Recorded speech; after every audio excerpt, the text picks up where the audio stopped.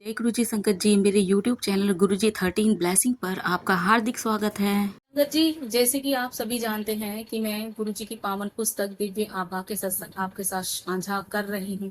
आज उसी कड़ी को आगे बढ़ाते हुए आज का जो सत्संग है वह है आदरणीय राजेंद्र पाल सिंह अंकल जी का, जो कि जालंधर के युवा कांग्रेस अध्यक्ष के एक नेता हैं। और हम सभी जानते हैं संगत जी, प्रेम प्रेम जो शब्द है वो कितना ही विस्तृत है, विस्तार से है और उसका पार कोई नहीं पा सकता। संगत जी, प्रेम ही वह शक्ति है जिसमें हम सबको बांध कर रख सकते हैं। जिस घर में प्रेम होता है, अपनत्व होता है, वहां पर लक्ष्मी स्वतः ही विराजित होती है। गुरु जी भी कहा करते थे कि प्रेम के साथ सभी को एकजुट होकर रहना चाहिए, क्योंकि हाथ खुला रहता है तो आपको दिख जाता है, जब बंद मुट्ठी होती है तो मुट्ठी के अंदर क्या है आप वह पता भी नहीं लगा सकते। और आज का जो सत्संग है वो प्रेम विवाह के ऊपर आधारित है कि प्रेम में वो शक्ति है संगत जी, जो किसी इंसान को तो क्या, भगवान को भी अपने मोह में बांध लेती है। हम सभी जानते हैं भगवान श्री रामचंद्र जी, जो कि हनुमान जी की भक्ति में उनके मोह में बंध गए थे, उनके प्रेम में बंध गए थे।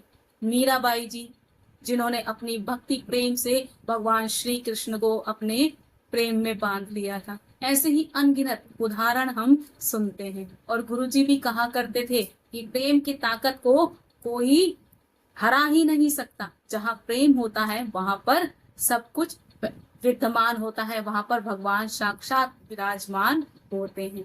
ऐसा ही सत्संग में आपको सुनने को मिलेगा, जब रंधावा अंकल जी से के एक बंदूकधारी थे, बॉडीगार्ड थे, उनसे दूसरे विपक्षी दल पर गोली चल गई और उनको 302 धारा 302 के तहत 10 साल की सजा सुनाई गई। और उनको किस तरीके से परेशान किया गया, उनकी गलती नहीं थी, फिर भी कहते हैं कि समय जब खराब आता है तो कुछ भी हो जाता है।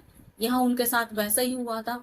जब ये बात उनके परिवारजनों को पता चली तो उनकी पत्नी गुरुजी के पास पहुंच गई। गुरुजी के पास जैसे गई तो गुरुजी ने उनको देखते के साथ ही बोला कि तुमने तो प्रेम विवाह किया है, तेरा पति तेरे प्रेम की डोर से बंधा है और उसका कुछ नहीं बिगड़ सकता, क्योंकि तेरा प्रेम इतना अटूट और सच्चा है कि वो उसकी हर तरीके से रक्षा करेगा। और जिसे 10 साल की सजा होने वाली थी संगत जी, गुरुजी के इन शब्दों के ऐसा यथार्थ साबित हुए ये शब्द कि अगले दिन जो 10 साल की उनको जेल होने वाली थी, एक दिन पहले जज ने बता दिया कि 10 साल की जेल होएगी और अभियुक्त है ये, और उनके ऊपर एलिगेशन लगा था। लेकिन जब वो गुरुजी के पास पहुंची तो अगले ही दिन उनको बाइज्जत बरी कर दिया गया। बहुत ही प्यारा सत्संग है।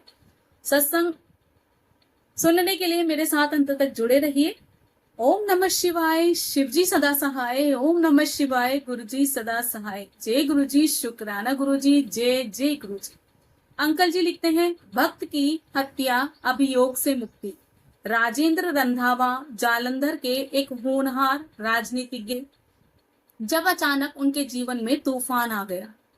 वह जालंधर जनपद युवा कांग्रेस के अध्यक्ष थे। उस समय वह अकाली दल बादल से समझौता करने पुलिस थाने जा रहे थे। राज्य सरकार ने उनकी सुरक्षा के लिए एक बंदूकधारी तैनात किया हुआ था।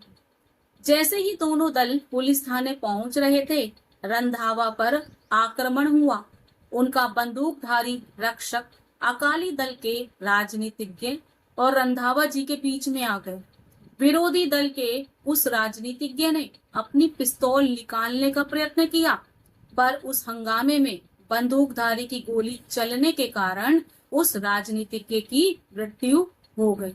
रंधावा पर दफा 302 के तहत अभियोग का केस दायर हो गया और उन्हें 10 साल तक का कारावास बता दिया गया। उनके परिवार वालों ने साधुओं और संतों के बहुत चक्कर लगाए, परंतु उनको कहीं से लाभ नहीं हो रहा था। फिर रंधावा जी की पत्नी को किसी ने गुरुजी के विषय में बताया और वह गुरुजी के पास गई। जब वह गुरुजी के पास गई तो गुरुजी ने उनको देखते ही कहा, तुम्हारा प्रेम विवाह हुआ है और उसकी प्रेम की शक्ति उसके पति को बचा लेगी। उन्होंने भविष्यवाणी की कि दोनों दलों में समझौता हो जाएगा। फिर गुरुजी दिल्ली चले गए। रंधावा की सुनवाई आरंभ होने की प्रतीक्षा में कारावास में ही रहे वो। उसके बाद गुरुजी का चित्र था जिसे वह अपना जीवन रक्षक समझकर सदा अपने पास रखते थे। शीघ्र ही रंधावा को 2 सप्ताह की जमानत मिली। निकलते ही वह गुरुजी के पास भागे हुए आए और उनके चरणों में गिरकर रोने लग गए। गुरुजी ने कहा कि वह विधानसभा के सदस्य और मंत्री भी बनेंगे। रंधावा तो उस समय अपने कारावास में रहने के कारण अन्यथा कुछ सोच ही नहीं पा रहे थे। गुरुजी से परामर्श लेने के पश्चात उन्होंने 6 मास की जमानत के लिए आवेदन किया जो उन्हें मिल गए। इस अंतराल में ही मृत अकाली नेता के परिवार के साथ समझौता हो गया। रंधावा ने उस घटनाक्रम का वर्णन करते हुए बताया कि क्या हुआ था और कैसे उन जैसे निर्दोष पर अभियोग लग गया था।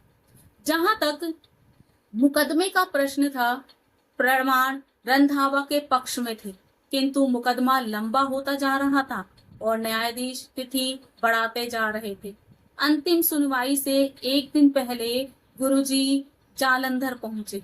रंधावा कहते हैं कि गुरुजी अपने आशीर्वाद देने के लिए ही उनके पास आए थे।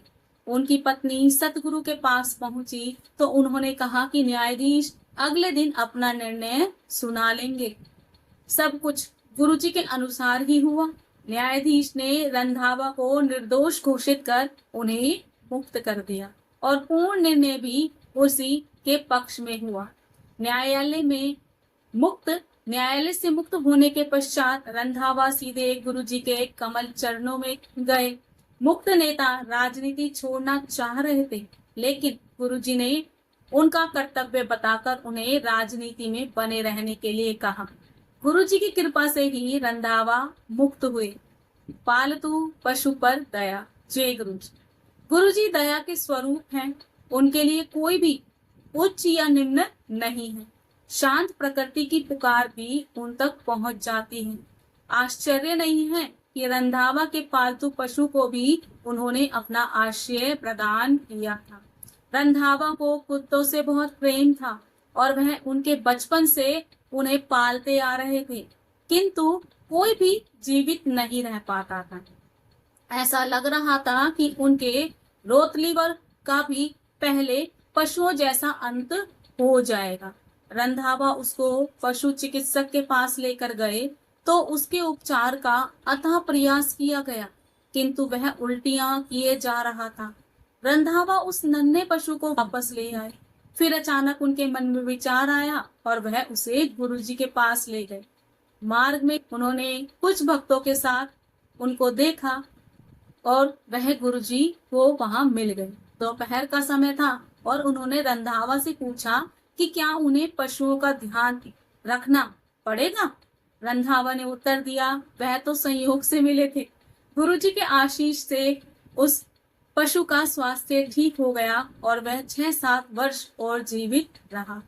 जय गुरुजी। शुक्राना गुरु संगत जी। बहुत ही प्यारा सत्संग अंकल जी का, और कैसे गुरुजी की कृपा सिर्फ मनुष्य पर ही नहीं पशुओं पर भी होती है।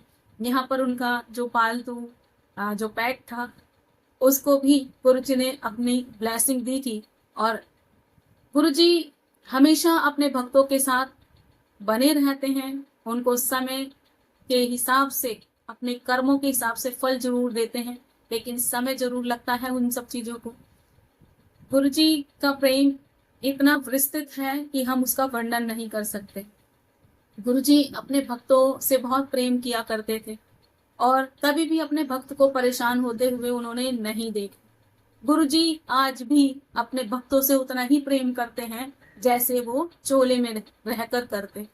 आज भी वो अपनी संगत पर उतना ही प्रेम बरसा रहे हैं जैसे कि हम सभी सुनते हैं।